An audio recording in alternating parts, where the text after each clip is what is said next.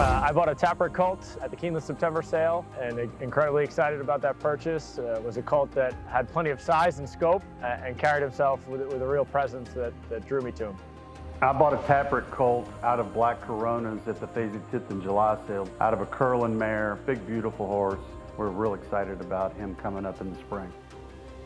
Taprit, standing at Gainesway.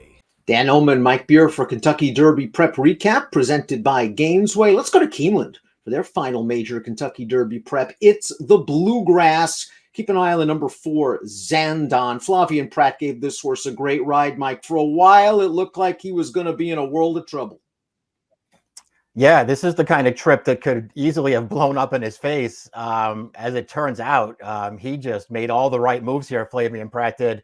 He's in a little bit of traffic even around the first turn here, Dan, and he can't. It looks like he's trying to get forward here. He just can't do it. There's nowhere to go, and he's eventually going to wind up last as this field enters the far turn. Meanwhile, the promising Emmanuel for Todd Pletcher out in the lead in the clear, setting a reasonable pace over this wet track. The track rated good. 24 seconds for the opening quarter, 48-1 for the half. I couldn't find any excuses for Emmanuel. Let's focus on Smile Happy, the 10 horse who's sitting in third. Second start off of the layoff. This was a solid performance. He lost some ground. Yeah, he did. It was interesting when you watched them break from the gate here and first run through the stretch there. I thought maybe a little bit indecisive from his rider, whether he wanted to go forward or take this horse back. And once he didn't really make a call there, this horse got caught 4 wide around the first turn. He's on the outside this entire trip chasing the pace. And he'll eventually just, pretty easily take over from Emmanuel at the top of the stretch, Dan. And then he just gets run right over by Zandon at the end of this race. Zandon was in and among horses entering the turn. He was last. He found a split, and he is picking up momentum. Prat maybe got a little lucky that a horse veered outside right there. He gets some room, and now it is Zandon setting sail after Smile Happy, who made a wide bid to the front, and Zandon is going to run down Smile Happy late. He really accelerated the last eighth of a mile. Yeah, this is a big finish. This is an impressive win for this horse. Even with, the trip ultimately worked out for him. This is a really strong finish. You saw Smile Happy is a really nice horse, but he just had no response for Zandon at the end of this race. You saw Smile Happy there jump to his wrong lead once he was overtaken. This was a really, really strong and impressive performance from the winner. Some might say the ultimate winner of the Bluegrass was Epicenter, who beat both Zandon and Smile Happy in the Risen Star at the fairgrounds. But both Zandon and Smile Happy were compromised by race flow and perhaps trip in those races. But true, Epicenter has got to be considered a major Kentucky Derby before this race, and after this race, perhaps even more so. Yeah, but it certainly flatters Epicenter. There's no doubt about it. There were things working against both Zandon and Smile Happy when they faced him down at fairgrounds. So we'll see, if he really has that much of an edge on these two horses come the first Saturday in May. I suspect that he doesn't, Dan.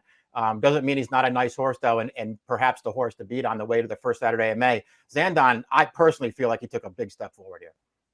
We'll talk about him more in a bit. Let's talk about Smile Happy, a very, very good 2-year-old. He's come back now with 2 solid efforts at 3. If you're Ken McPeak, if you're a Smile Happy fan, are you pleased with how he is progressing going into the Kentucky Derby, or do you feel that he should be doing better at this point? Maybe you would feel like this race should have been, a little bit closer at the end, Dan, because ultimately he was no match for Zandon here. He did carry a lot more ground than that horse. I still didn't feel like this was Smile Happy's best performance. I would have expected him to take a little bit of a step forward here, and I'm not sure that he did that. I also, I'm not thrilled with the ride that he got in either of his first 2 starts as a 3-year-old. I do feel like he could do better. His stablemate Rattle and Roll is also a very promising 2-year-old, winner of the Breeders' Futurity at Keeneland. Little bit of a late start to his 3-year-old campaign. There was an equipment change here, blinkers on, and this horse just, again, didn't show a lot of speed from the outside in the early portion of this race. He didn't break very well, passed a couple of tired horses, but it looks like he hasn't taken that step forward from 2 to 3. Yeah, exactly. Speaking of horses who haven't improved as 3-year-olds, Rattle and Roll is certainly one of those. Even if there were ways to make excuses perhaps for his first couple of starts off the layoff, He didn't run that well in here. The blinkers added no speed to his game. He was way back off the pace rating early. He tried, a very wide run around the second turn here, Dan. He could not reach contention. He really didn't have any finish at all in here. This was a very disappointing performance from him. Ethereal Road, the runner-up in the Rebel Stakes, went off at 13-1 in here, and he just didn't make an impact, Mike. And you have to wonder now about the quality of the Rebel, the race won by that big long shot Unoho, who was troubled in the Arkansas Derby, his subsequent start. Yeah, I mean, this horse, Ethereal Road, didn't have a big excuse here. I thought all in all, he got a pretty decent trip there, and they got him forward early. He was basically following Smile Happy around the track there. He did sort of get pushed out at the top of the stretch, and then he bumped off of a rival there. I don't really feel like it cost him all that much. He's another horse who didn't change his leads and just got out-finished in here.